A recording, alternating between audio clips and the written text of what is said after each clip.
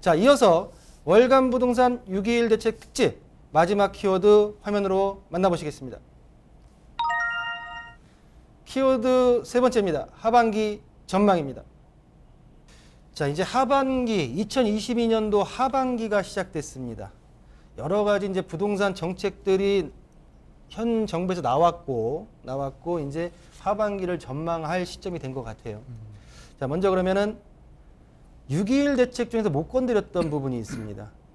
전세 보증금이 올랐기 때문에 그만큼을 보증금을 좀 총액을 올려주겠다라는 대책이 나왔었죠. 네. 과연 지금 금리 인상, 금리가 지금 발이 안 보일 정도로 좀 오르고 있습니다. 이 시기에 과연 괜찮을지 네. 염려되는 점은 없는지 한번 판단해 보시죠. 근데 어쩔 수가 없는 것 같아요. 지금 대표적인 게 금방 말씀하셨던 버팀목 전세자금 대출을 이제 한도를 늘려주고 보증금 규모를 좀 늘려주는 부분이 이제 발표가 되면서 사실 실수요자 입장에서는 환영할 일이겠죠.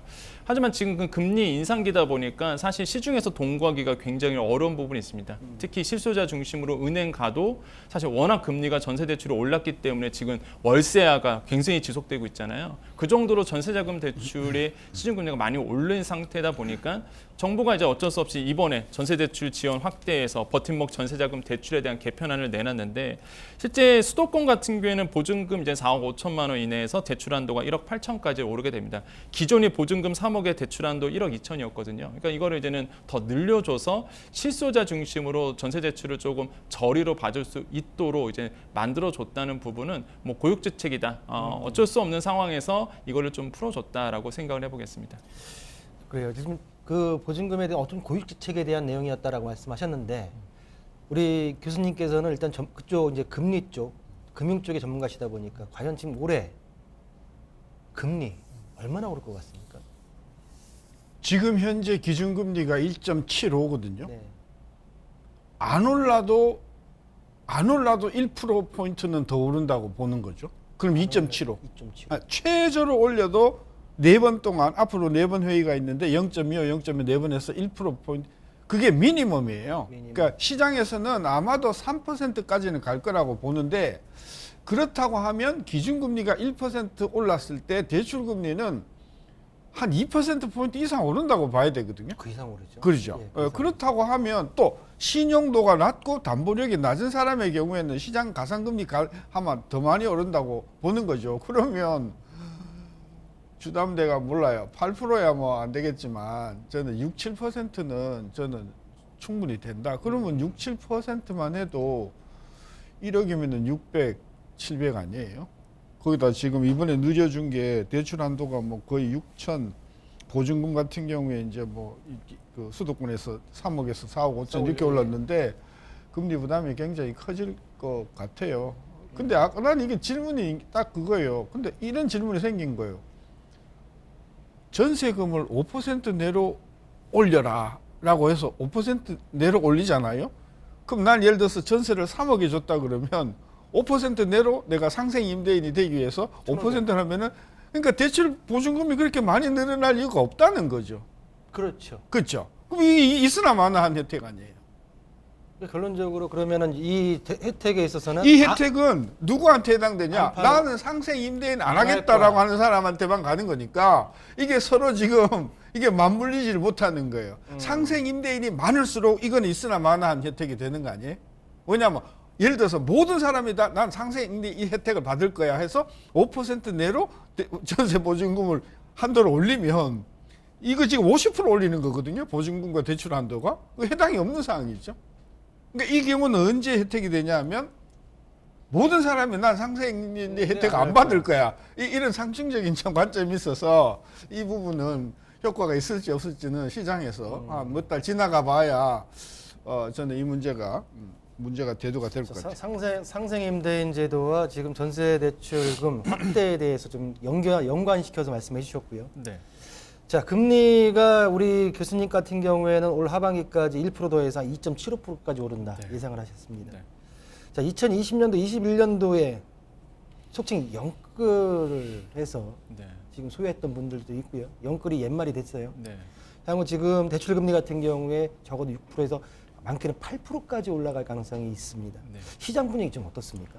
굉장히 안 좋죠. 지금 뭐 영끌하신 분들 특히 영끌하면은 이제 딱 떠오르는 게 청년 세대들입니다. 그렇죠. 그래서 이제 청년 세대들 중심으로 이제는 영끌하셨던 분들에게는 금리가 지금 생각보다 너무 빠르게 오르고 있고 특히 미국의 자이언트 스텝이 나온 이후에 우리나라의 이제 금리도 쫓아가야 되기 때문에 계속적으로 급하게 오를 수밖에 없는 상황에서 영끌로 이제 투자하신 분들 특히 부동산의 주담대를 많이 받아서 하신 분들에게는 굉장히 좀 부담스러운 상황으로 가고 있다라고 생각을 해보겠습니다. 아마 그래서 시장에서 이런 얘기를 해요. 현금 부자가 또 역시나 승자다. 현금 부자. 예, 왜냐면 금매물 나오거든요. 이럴 때는 격중에는 못 버티신 분들은 금매물이 나올 때 그것을 이제 살 수 있는 현금으로 빚 없이 대출 레버리지 없이 살 수 있는 분들이 결국에는 또 승자가 될 것이다라는 이제 시장의 일각의 목소리가 계속 나오고 있고요. 그래서 정부가 이제는 그런 얘기를 합니다. 그럼 실수요자를 또 보호해야 되잖아요. 그래서 이번에 또 대책에 나왔던 게 바로 채증식 상환 활성화 부분입니다. 그러니까 뭐냐면은 이제 원리금 균등 상환이 아니라 채증식 상환으로 하면은 아무래도 사회 초년생들, 청년 세대 같은 경우는 초기 부담금이 좀 줄어들잖아요.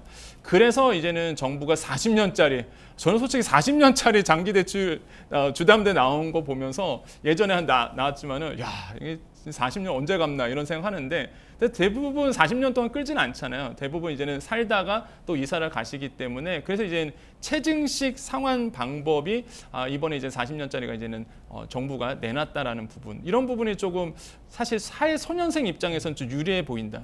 실제 시뮬레이션을 돌려보도요. 부부소득 연 3천만 원의 39세 이하의 근로소득자 보금자리론 DTI 60% 받고 신용대출 5천만 원 있으신 분들 40년 만기 보금자리 이게 채증식으로 간다 그러면 원리금 균등 상황보다 1,500만 원 정도 10년 안으로 계산한 겁니다. 10년 안으로 본다 그러면 1,500만 원 정도 세이브할 수가 있고요. 담보도 더 늘어납니다. 2,900만 원 더 받을 수 있기 때문에 그래서 정부가 아마 이런 채증식 상환을 좀 활성화하겠다로 나와서 아마 사회 초년생이신 분들은 이 대출금 감능 원리금 균등 상황도 알아보시고 그 다음에 이제 채증식 상환 방법도 알아보셔서 본인에게 좀 유리한 방법을 선택해 주시는 게 굉장히 좋겠다는 말씀을 드립니다.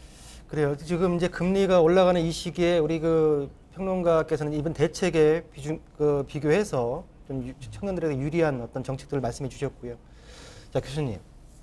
미국의 금리를 올리면서 금융권 수장이 집을 사지 마라. 앞으로 그랬습니다. 아직 우리 한국에서는 그런 말은 아직 없죠.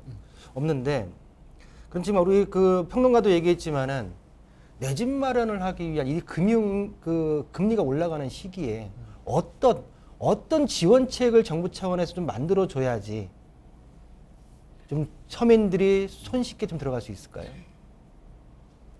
일단 제가 판단하기에는 뭐 한국의 모든 집이 다 그런 것은 아니지만 평균적으로 봤을 때 집값이 과도하게 비싸다. 가격이 조금 안정화가 돼야 된다. 근데 이게 가격 예를 들어서 제가 판단하기에 4억이 정상인데 지금 6억이다.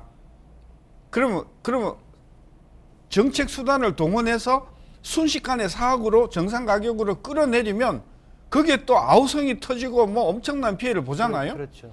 그러니까 정부가 해야 할 일은 뭐냐면 6억의 가격을 떨어지지 않고 한 5년 10년 가게 해서 향후에 정상 가격이 6억이 되도록 안정화하는 방법이 저는 중요하다고 보거든요.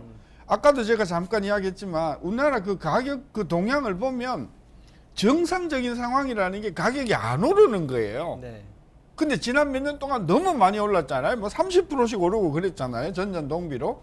따라서 주택시장 가격을 정상화한다는 거는 1, 2% 인상 범위 내로만 끌어내리면 우리가 그동안 고민했던 모든 문제들이 저는 해결이 된다. 저는 그래서 어떻게 하면 주택가격의 상승률을 마이너스가 아니라 0%에 수렴하도록 정부가 서둘러 정책을 하는가. 저는 그게 가장 중요하다고 봐서 아까 집을 언제 사야 되냐. 지금은 너무 가격이 비싸다. 그러니까 지금은 사지 마시라. 그리고 금리도 올라갈 거기 때문에 경기도 나빠질 거기 때문에 지금 직장이 있어서 나는 그래도 난 서둘러 살 거야. 왜? 우리 선배들은 부동산은 절대로 배반 안 한다 하더라. 저는 사면 진짜 이번에는 배반 당할 것 같아요. 그래서 한 2, 3년만 좀 참으시면 저는 주택 가격이 안정이 되면서 여러 가지 세제라든지 이런 것들이 저는 그래서 조금 기다리십시다. 저는 그렇게 기다려달라. 한 2년 정도는 기다려 보십시다. 자, 그 정부의 정책을 보게 되면 지난 정부에 이제 규제 지역으로 많이 지정을 했어요. 근데 현 정부에서 물가 상승률 대비 부동산 가격 상승률을 봐서 현재 지금 지정되어 있는 조정 대상 지역을 풀어주겠다라는 내용이 지금 다 담겼습니다. 그럼 얼마만큼 풀릴까요? 저는 정답은 다 풀어야 된다고 다 봅니다. 풀어야 된다. 왜? 주택 가격이 안 오르면 조정지역으로 선정해야 할 이유가 없지 않습니까? 저는 그래서 그리고 우리가 역설적으로 조정지역으로 묶으니까 가격이 더 뛰었단 말이에요. 저는 그런 면에서 이 조정지역 획정은 가능하면 빠를수록 좋다. 저는 그래서 뭐 이번에 보니까 6월 말에 나온다고 6월 말인데 벌써 그죠? 전 조만간 과감하게 몇몇 개의 지역을 빼고는 전 전폭적으로 다 일단 풀어주는 지금 게 뭐 시장에서 나오는 얘기는 지방 일부 지방 뭐 전부와 수도권 일부 외곽 지역을 좀 얘기가 나오고 있는데, 자, 그러면 이 조정 대상 지역을 풀었을 때에 네. 과연 6.21 대책과 맞물려서 전세 물량, 전세 시장의 안정화 네. 늘어나면서 안정화가 될까? 현재 지금 가격 전반적으로 수도권까지 가격 하향세를 지금 겪고 있는 이 중에서 네. 과연 지금 조정 대상 지역을 풀었을 때 역으로 지금 반등할 수 있는 어떤 우려점은 없을까? 어떻게 보십니까? 그러니까 지방에서는 좀 난리거든요. 지방에서는 뭐 대구 지역 같은 경우는 미분양 사태가 너무 많이 일어나니까 지방에서는 이제 조정 대상 지역을 좀 풀어달라고 얘기가 나오고 있죠. 현재 이제 투기과열지구가 49곳이고요. 그 다음에 조정 대상 지역이 112곳 정도가 됩니다. 근데 이것에 대해서 지금 시장에서는 이제 정부가 풀어주기로 했으니까, 그래서 아마 금방 말씀하신 것처럼 특히 대구 같은 지역, 그러니까 지방 부동산 중심으로 조정 대상 지역에 어느 정도 이제 풀릴 가능성, 규제가 좀 풀릴 가능성은 있다. 하지만 시장에서 예상하는 것처럼 서울 지역에서 풀기에는 좀 어려운 부분이 정부가 아까도 말씀드렸지만은 자칫 잘못 풀게 되면 또 부동산 가격이 폭등할 거라고 정부는 인식하고 있기 때문에 이것은 아마 현실적으로 봤을 때 서울 내에서는 풀기는 좀 어렵지 않을까 이제 예상은 하고 있습니다. 근데 이번에 이제는 저는 뭐 조정 대상 지역에 대해서 정부가 이제 거론한 부분은 굉장히 긍정적이다. 이것을 해제하기로 한 부분도 굉장히 긍정적이고, 또 한 가지 이번에 이제 정책에서 나왔었을 때에 소비자들은 아니면 시장의 참여자들은 잘 모를 수 있는데 정말 환영한 소식들은 많았거든요. 그러니까 미시적으로 뜯어보면은 예를 들어서 규제지역 주담대 처분 전입 의무 완화 부분입니다. 그동까지 주담대 받으면 6개월 안에 무조건 이걸 가야 되는데 이거를 2년으로 풀어줬단 말이에요. 예, 그래서 저는 이것도 굉장히 완화, 실수요자 입장에서 이것만큼 좋은 게 없거든요. 그래서 2년 동안 완화, 내가 이제 들어가지 않아도 되다 보니까 내가 살고 있는 그 전입자들도 내보낼 필요도 없어요. 그렇게 되면. 그래서 이런 것도 조금 현실적으로 좀 바뀌었다고 볼 수 있겠고, 그리고 또 눈에 띄는 게 비고가주택 보유자에 대한 전세대출 연장에서 허용하는 부분. 그러니까 이런 겁니다. 나는 이제 1주택자인데 내 집을 전세 주고 나도 전세를 가는 거예요. 근데 전세 줄 때는 이제는 고가 아파트가 아니라서 전세 대출을 받았는데, 근데 내가 살다 보니까 내 주택이 고가 주택이 된 거예요. 그럼 나는 계속 딴 데서 전세 살고 싶은데 대출이 그동안에는 고가 주택이 되니까 내가 전세 주택 받은 게 연장이 안 되는 겁니다. 그럼 어쩔 수 없이 나도 전세 나와야 되고 내가 전세 줬던데 내가 들어가야 되거든요. 서로 밀어내기가 됐었거든요, 그동안. 그러다 보니까 전세 시장이 좀 불안해졌었죠. 근데 이거를 이제는 연장을 허용해 줬습니다. 내가 고가 주택이 이제는 됐더라도 내가 전세 대출을 계속 연장할 수 있도록 이런 것도 허용해 줬거든요. 그러니까 정책들을 좀 요번에 나왔던 뜯어보면은 뭐랄까 되게 현실성 있는 정책들이 많아요, 사실. 그래서 정부가 뭐 어떤 정치 논리적인 것을 떠나서 정말 시장 중심으로 뭔가 시장을 파악하려고 노력을 하고 있고, 현실적인 어떤 반영들에 대해서 굉장히 고민을 많이 했구나라는 어떤 시그널을 일으킵니다. 그래서 이런 부분을 조금 응용을 하셔서 이제 실수요자 중심으로 꼭 이번에 원하는 어떤 뭐 투자하시는 분들은 투자가 될 수 있겠고, 또한 실소자 중심에는 뭐 내 집 마련도 될 수 있겠고, 그래서 정부의 정책을 잘 반영을 해서 좋은 결과 얻으시길 좀 희망해 보겠습니다.